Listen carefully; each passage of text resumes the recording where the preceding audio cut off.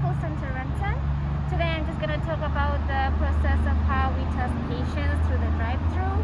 And this is Kristen. I'm going to talk through how we swab the patient. So here's a swab. I have to go all the way through 3 inches. And when the patients pull through, we kind of verify their ID, the name and date of birth, just to make sure we're swabbing the right patient. And we want to make sure the window is rolled up until the ME is ready to swab them, and also make sure they have their mask on.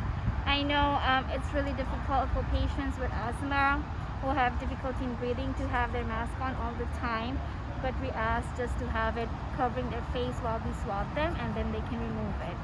So when the patient pulls through, you don't have to get out of the car. You just have to be seated and just roll your window down. So once the ME is ready and they roll their window down, verify the name and birthday. We give them the sheet that has the information on what to do once you get your results and if it's positive, and then kind of explain them the process before we swab them. So it has to be 10 seconds each side, and it's a little bit difficult, uncomfortable.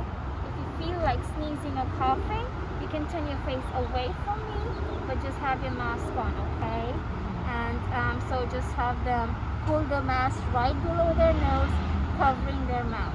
And then we take the swab, we swab one side for 10 seconds, and then we pull out and give them the moment to sneeze or cough, and they're all done and they're ready to go. Great, And then thank you. Handing over to Krista, she's going to explain how our experience was. Yeah, so thankfully we have really flexible swabs. I would say it's still not a comfortable test to have done, but overall it's so much better to have the test if you have symptoms and know whether or not you have COVID-19, so you can make good decisions to keep your family and your community safe. And the closest thing I can compare it to, although the sensation's a little bit different, is if you've had dental work done and that initial injection that you get for numbing medication, that shot can feel, at least for me, pretty intense and uncomfortable, but then it's over in a few seconds. And so for me, when I had the test done, I felt that initial intense discomfort. I mean, it's a swab up at the far back of your nose, and you have a lot of receptors in your nose for sensation, and it was uncomfortable, and I teared up and I breathed through it, but then it was over. Great. Do you have any tips for when you're getting the test, for anything that can kind of help you get through it?